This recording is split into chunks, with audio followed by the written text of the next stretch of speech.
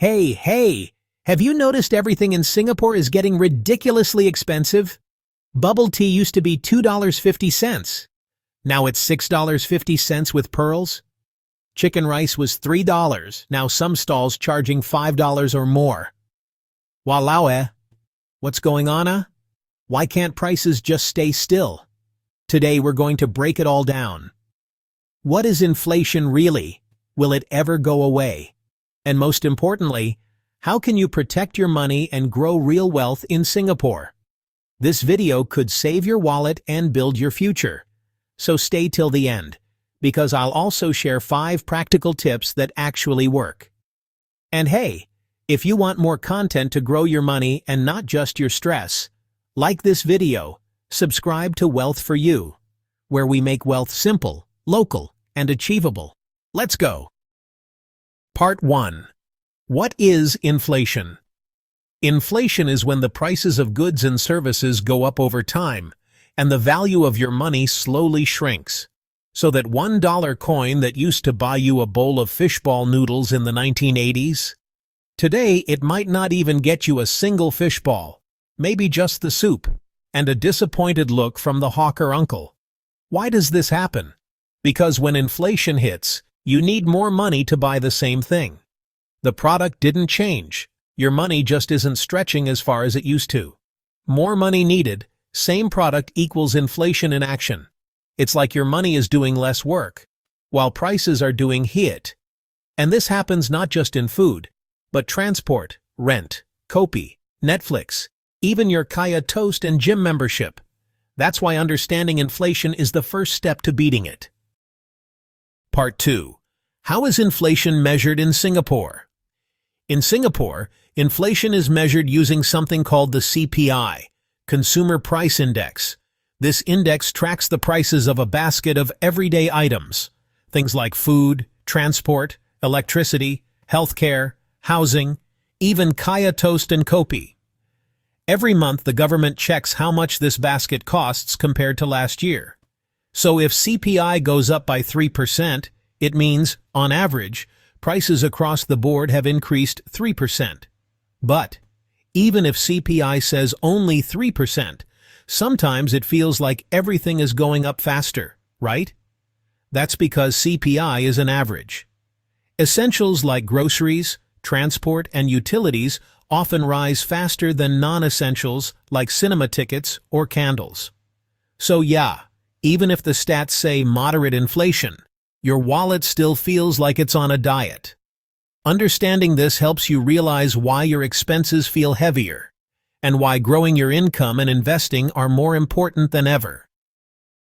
Part 3. Will inflation ever go away? Honestly, no. Inflation is here to stay. Singapore is a small, open economy. We import a lot of our food, fuel, and goods. So when the global prices go up, we can also. Plus, inflation isn't always a bad thing. A bit of inflation actually shows that the economy is growing. But too much inflation? Now that's when your wallet really feels the heat. So don't wait for prices to drop permanently. It's better to ask, how do I outgrow inflation? How do I make my money work harder? Let's get into that next. Part 4. How Singaporeans can beat inflation and build wealth.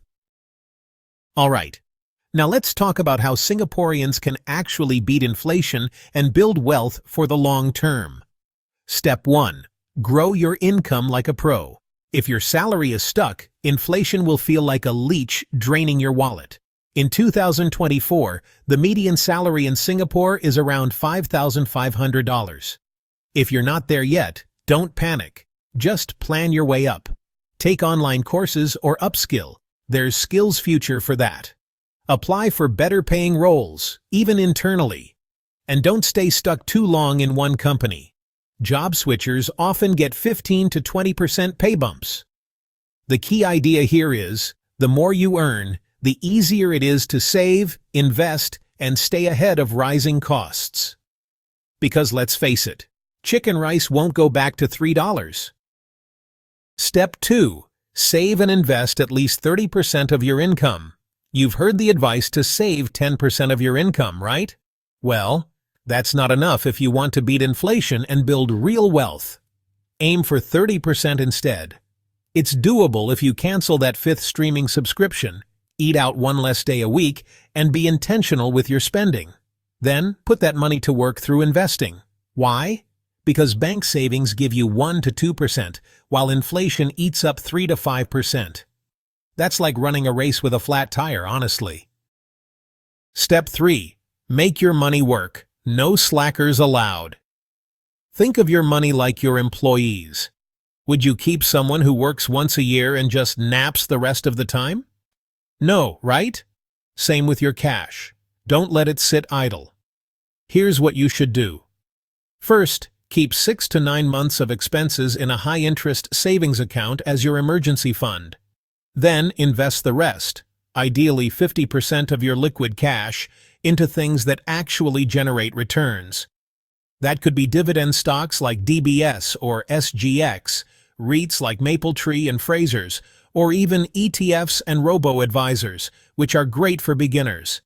Every invested dollar is like a mini employee working overtime to fight inflation for you. Step 4. Get insurance. Your wealth's safety net. A lot of people work really hard to grow their wealth, but totally forget to protect it.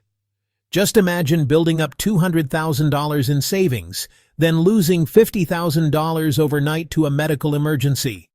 Painful, right? In Singapore, the basics you need are an integrated shield plan for hospitalization, critical illness insurance, aim for 4 times your income, and death coverage, which should be 9 times your income if you have dependents. Insurance gives you peace of mind, so you don't need to touch your investments when life throws you curveballs. Step 5. Keep learning, because knowledge equals faster growth. No, you don't need to be Warren Buffett, but honestly, the more you learn, the less you'll fear investing, and the more confident you'll become. Just look at this. If you invest $1,300 a month for 20 years at a 6% annual return, you'll end up with around $600,000. It's not a million, but it's still a serious chunk of wealth, and a lot better than doing nothing. So, start small. Learn how to read basic stock charts, watch economic trends and understand the news, and know when to invest, when to pause, and when to hold long-term with confidence. You're watching this video, which already means you're on the right path. So keep going. Conclusion. Inflation is like that annoying mosquito, always buzzing, always biting, and somehow always surviving. But instead of just swatting at it and complaining, it's time to level up and outgrow inflation with a plan that actually works. Here's your 5-step Singapore game plan to beat inflation. 1. Grow your income. Upgrade your skills, explore side hustles, and don't settle. 2. Save and invest at least 30%. Pay yourself first, always. 3. Make your money work. Put your cash into assets that grow or pay you back. 4. Protect yourself. Have the right insurance so a medical bill won't wipe out your savings.